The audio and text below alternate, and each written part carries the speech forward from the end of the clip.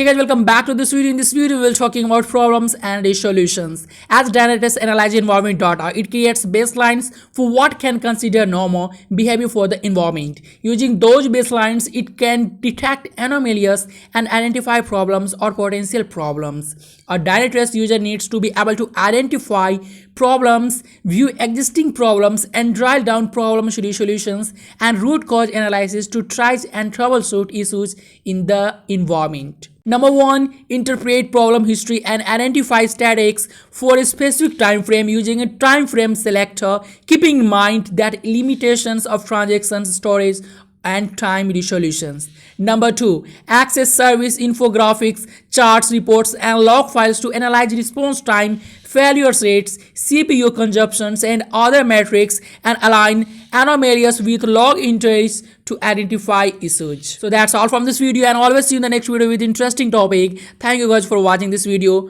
and guys, you can also check out my Dynatrace certification course. Link is in description.